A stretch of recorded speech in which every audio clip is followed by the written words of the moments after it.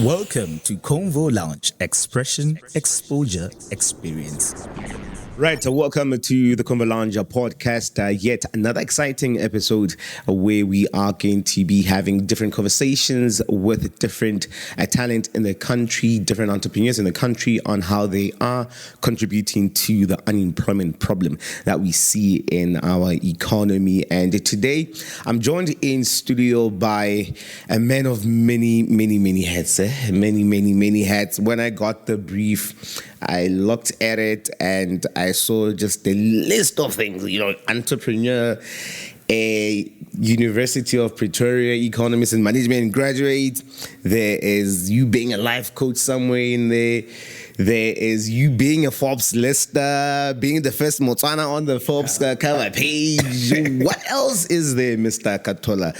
Let's start off there just to give a bit of introduction of yourself to our dear listeners. Just to start off, thank you so much for having me here. And I really appreciate the platform that you are giving to fellow entrepreneurs like myself. We really appreciate it. But by God's grace, I've been able to achieve quite a lot at a young age. And I think you got the list backwards. Because first is a husband. I've got a small daughter there, so I'm a dad, Then all of these other things, being an entrepreneur, being the youngest Botswana on the Forbes cover. First, I think now I've been dethroned. Yes, we actually had we actually hosted her on one of the episodes. He's an amazing person. So those are some of the achievements that God has given me up to today. And when we I was also going through the notes from our producer Utusitse. There's a part that I even asked you earlier on for you to confirm it. I was like, I think I need to go back and start my entrepreneurship journey again because I don't have a car story. Yes, every great entrepreneur, it's like there's a story of Koloi somewhere. It's either you slept in a car, got kicked from your apartment, or somebody is starting to sell the taco from the boot of the car. And when I was reading through it, it was like you started 8 years ago from the car and all of that. Let's share with our listeners, what is your car story in entrepreneurship? That was my blue baby. I bought it when I was still a student at University of Pretoria. So from my second year of studies, I got a job tutoring because now my parents were paying for my studies. So issues of pocket money, and I was trying to do my part. School fees, and then at least some things like food, airtime and all of that, I was able to cover for myself. So I bought the car, when was that? I think on my third year. And it really helped me to tutor kids as far as Centurion, because they get more University of Pretoria. So I could tutor students as far as Centurion, Midrand, even as far as Joburg.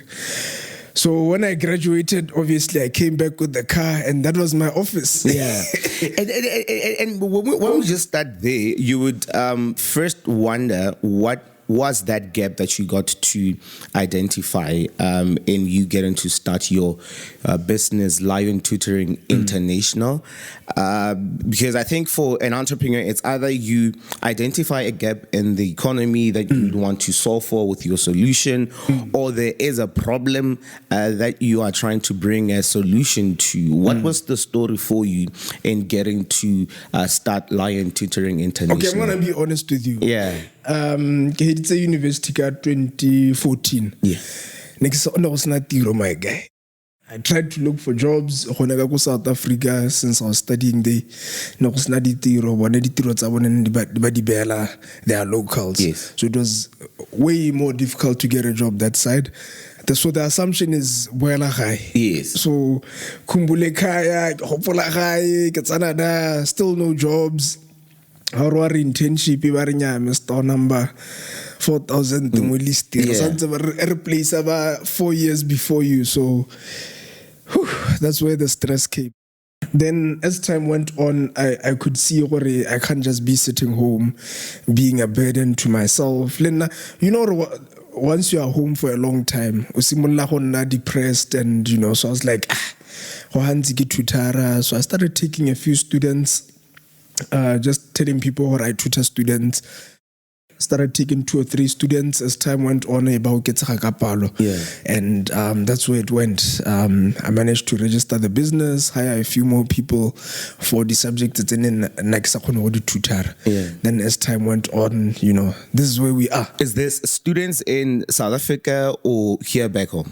Here back home. So in South Africa, I was employed. Yes. I remember what I was employed in South Africa. So that was really yes. You have to now go back home. So I had to come back home because my study visa had finished. I was tutoring students also in my university. So university so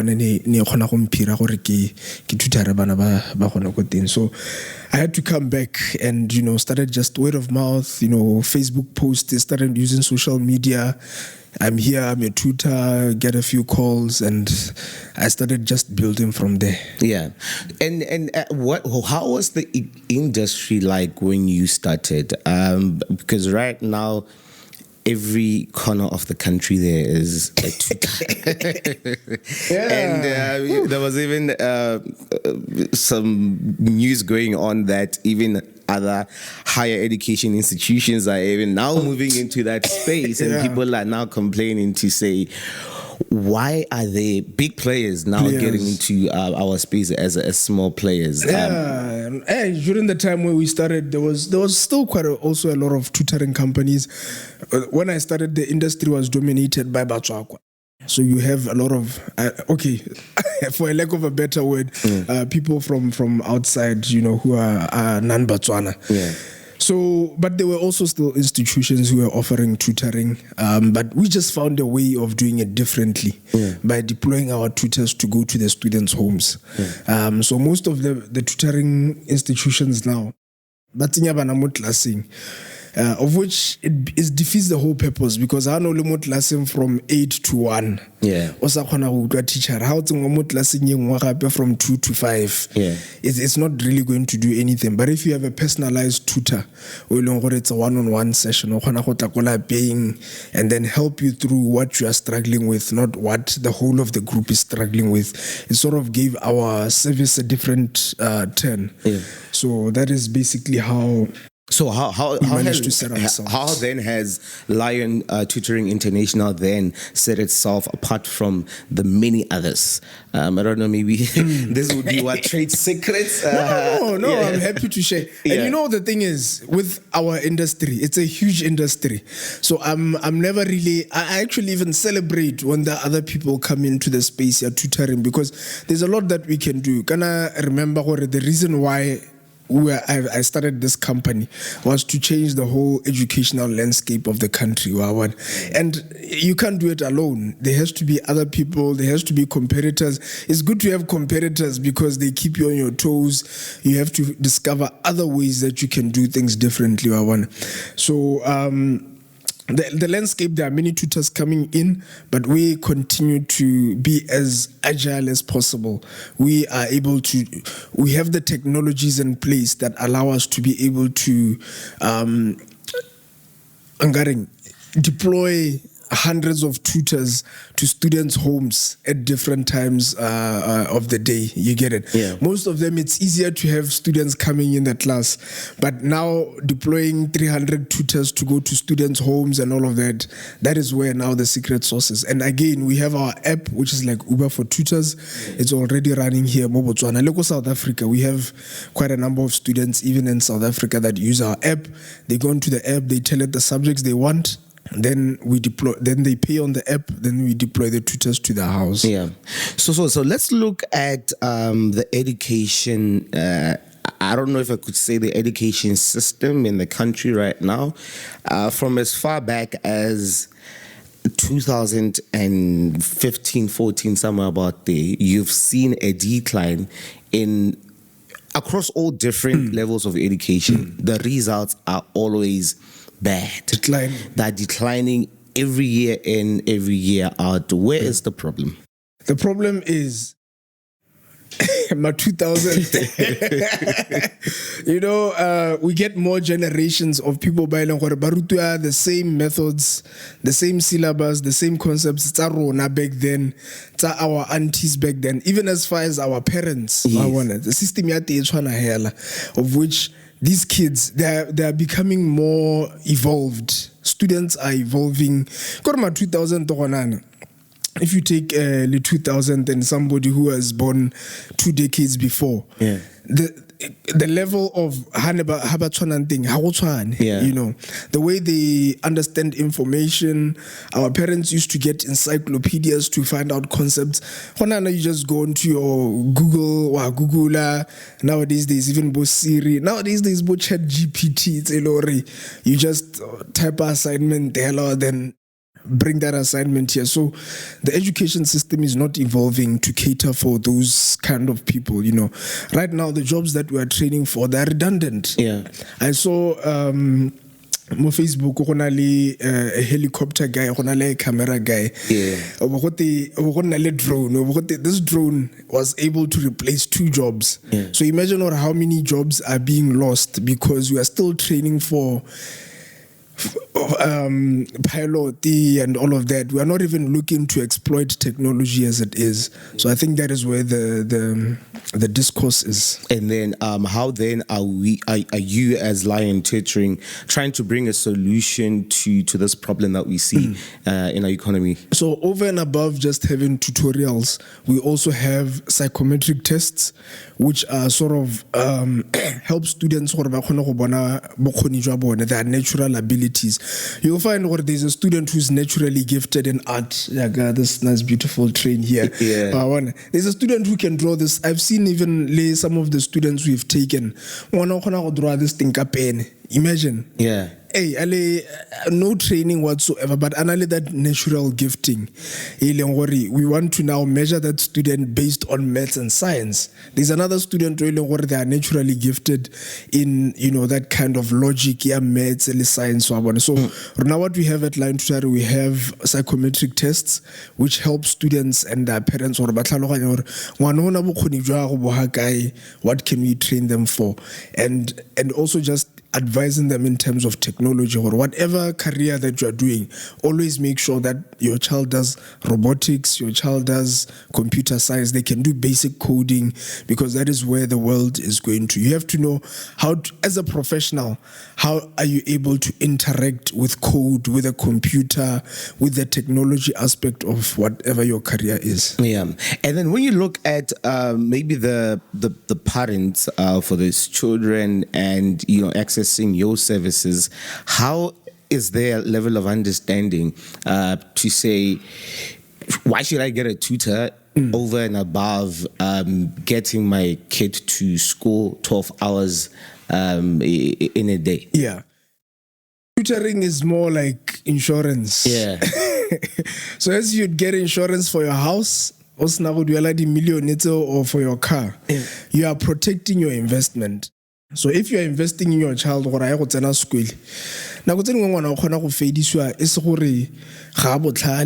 but really just simple things, they couldn't perceive the information that was given to them.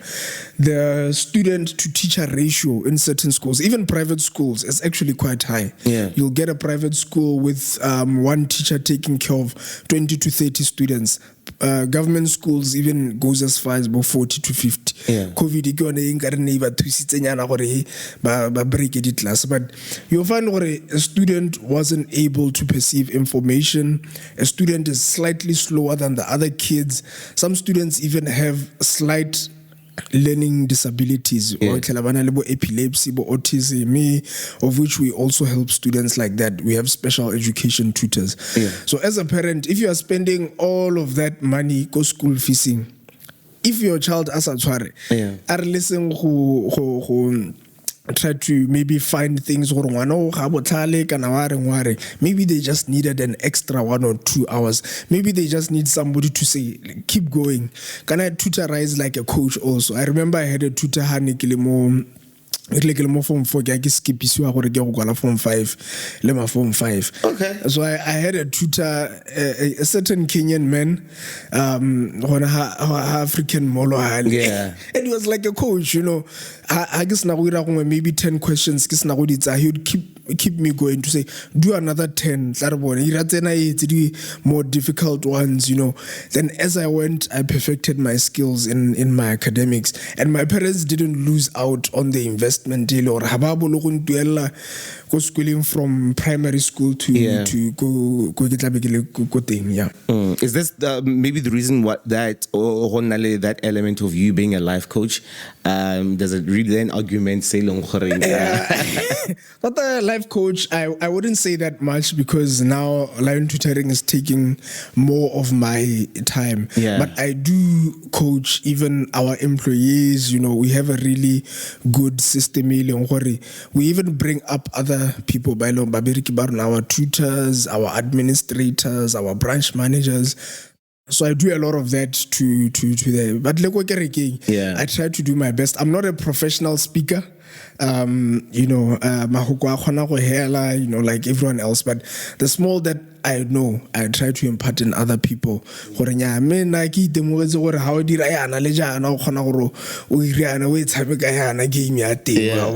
a professional speaker. Say somebody who just came back from Dubai.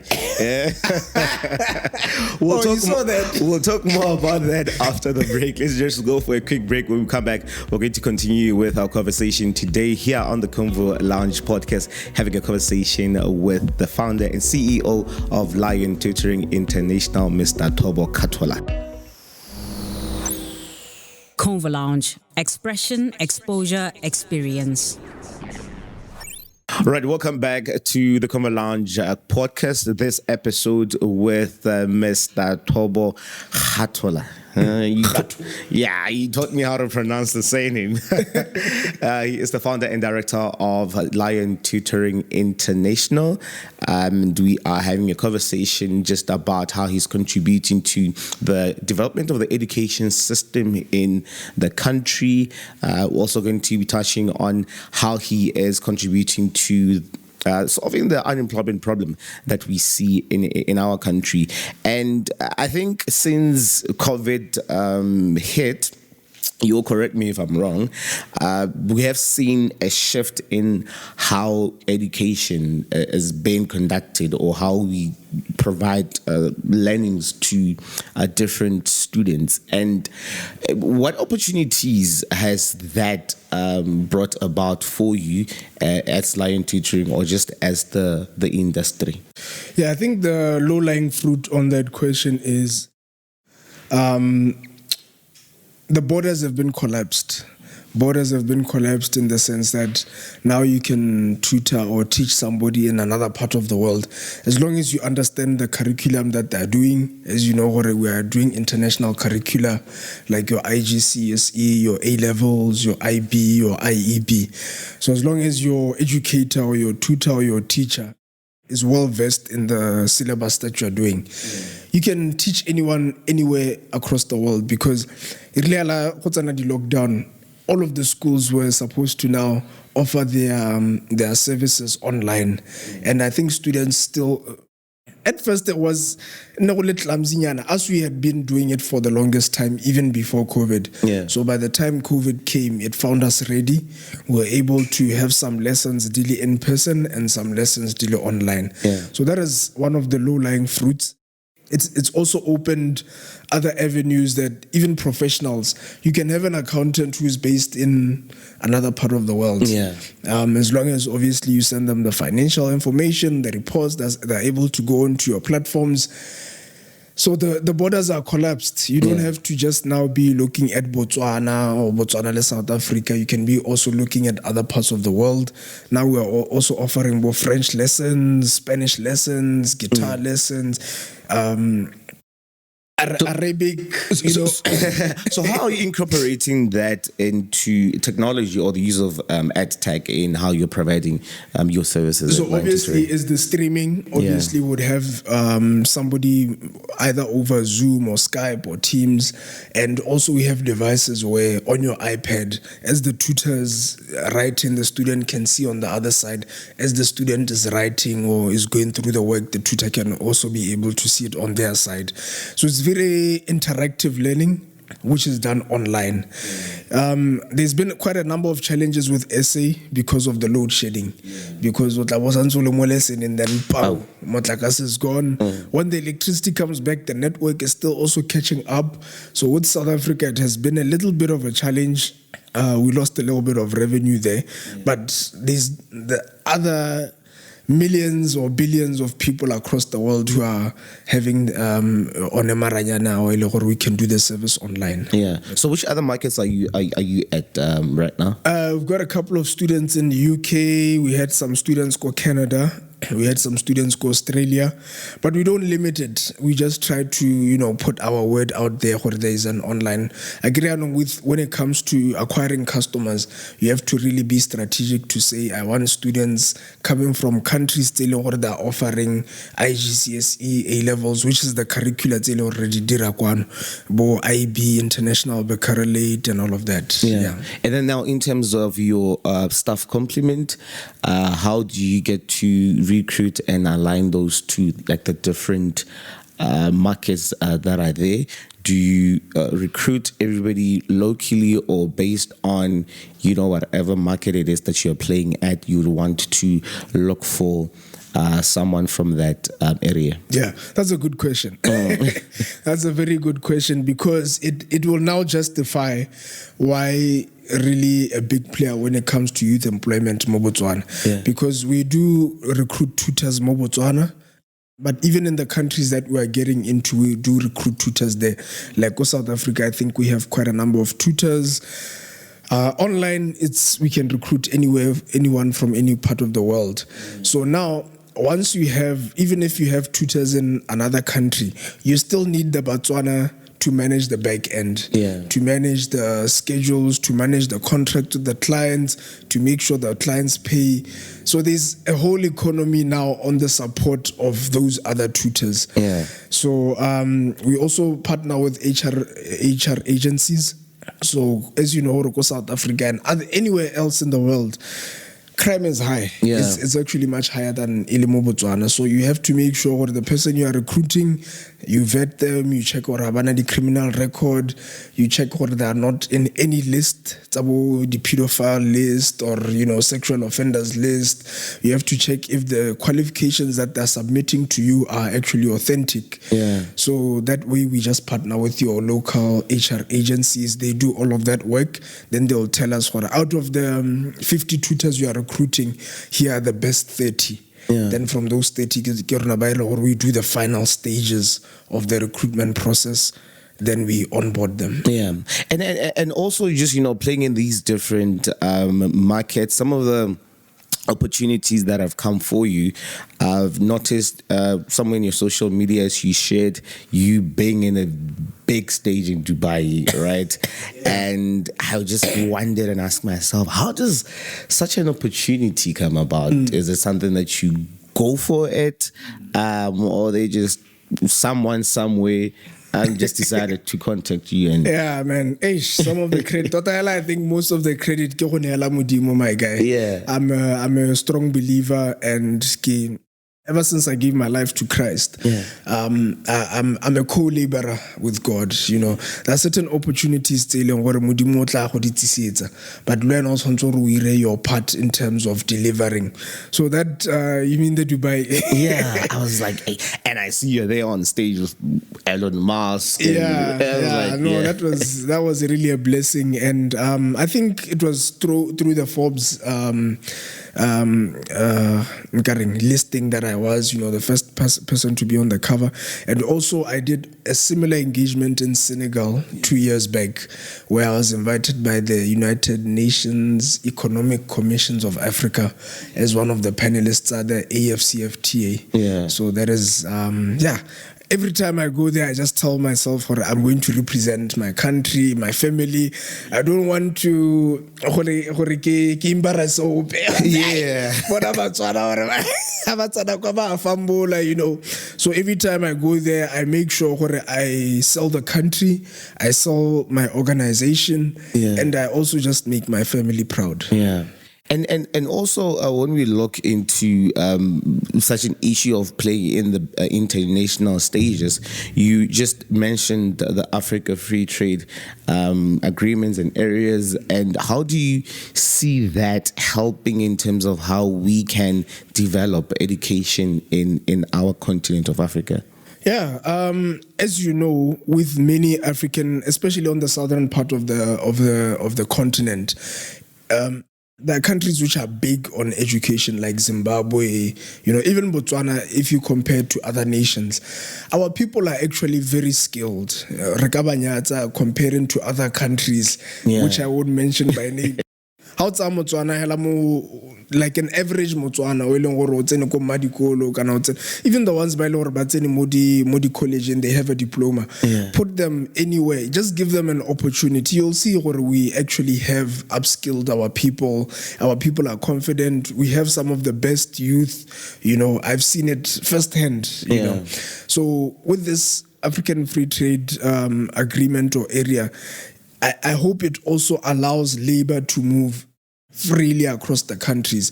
If I want to get a tutor from DRC who's going to tutor students French, it shouldn't be so impossible to get them in terms of getting their visas, their work permits. It should be at least slightly easier. Of course, yes, the government has to make sure these structures in place, but we should be able. You'd find there might be an excellent job for you go Cape Town, but you can't get it because of the work visa, work permits, and all of that. But if there's a good free movement of labor, it can sort of make things easier. Even some of our products, all of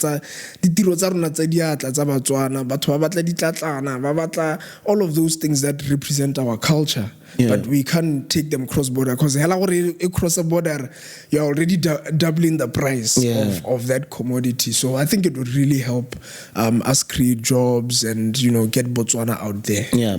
And now let's get into, earlier on you mentioned that you do assessments of the talent or the students that you work with, right? How are you using those findings to help shape these students' learning processes, or even just to developing the talents that they might be having? I think the artificial intelligence on the platform we are using, we actually partnered with a company in Kenya. So as you know, Kenyans are very Silicon Valley of Africa. So that platform is powerful. It's very tailor-made to each student. So once a student gets inside, it will sort of profile them in terms of their academic strengths and weaknesses, in terms of their natural capabilities, even the social aspect. It will just profile them in terms of their personality. As you know, there are different personality traits. Somebody might be choleric, somebody might be sanguine, somebody might be melancholic. So you have a profiler, and then from there it makes recommendations tailor-made to the student. So I think we need to get to a point, one size does not fit all. We can't be putting education as if we can't just have one size. Students are also like that. They have different needs. They have special needs at all times, but you'd find to get through to that student, you need a tailor-made approach for each and every individual. And then how could we possibly just take this model and expand it to other, parts of the education system, maybe at an aggregate level where government or other stakeholders will be players in actually ensuring that it cuts across the many young people who are there in the country, so that we develop them understanding their interest, understanding the level of abilities. How can we then take that into the main? Yeah, that's a good question. You're asking good questions. With this tool, the way they are using it in other parts of the world, they are also using it as a recruitment tool. Yeah. So you might have 10 accountants applying for this post, but there are certain other innate abilities that you might need from an accountant. Or all of these guys have the same qualifications, the same this and that, but you need something extra in terms of maybe the way they are attentive to details, or attentiveness to detail, the way they interact with other people, the social components. So this tool that we're using, we also try to use it as a recruitment tool for our tutors.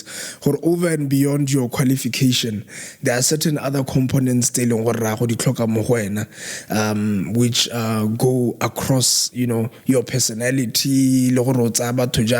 Some people you find you get a good accountant, but they're really bad with dealing with people. And you need somebody good to deal with people, because how an accountant interact with people. You can't just be. So we are using it also as a recruitment tool, and we are also talking to the developers to get it up there on pile, where we can, But if people are interested, they can always come to us, and we develop that. All right, cool. As maybe we come to what's the end of our conversation, I don't know if there's anything else that you'd want to touch in how you are just providing the solutions as Lion Tutoring to the education problem in our country, or just as a contribution to solving the unemployment problems in our country. Like I would say, Batswana bits. Like our HE would say, Batswana bits. Yeah. Education is really important. That is the one investment you can make into your child's life. I have my daughter, and one thing I never compromise get the quality of education. She's only almost 3 years old, but I'm already starting very aggressively, in terms of securing that for her, because and everything, but if she's not educated, if she's not skilled to use that investment, then so this is the one thing that you can actually do for your child.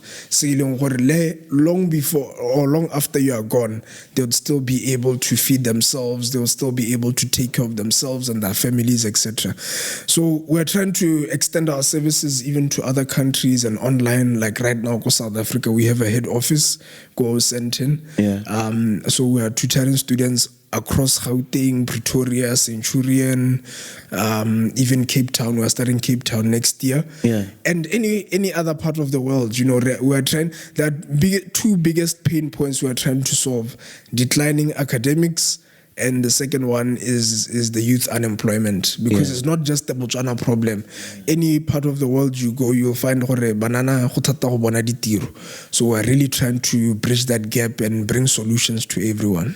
Fantastic. Thank you very much for having your conversation with us. It's always very insightful, and I am particularly taking an interest in following your journey, and I hope that we will get to a point where yours would be one of the greatest entrepreneurial story, because like we did mention at the beginning of the episode, you started with that car.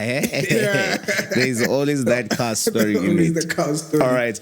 That's how we come to the end of our conversation today on the Convo Lounge podcast. Please do follow us on our different social media platforms as Convo Lounge Africa. Also subscribe to our community so that you could get access to our database of insights that we share on a monthly basis with our subscribers.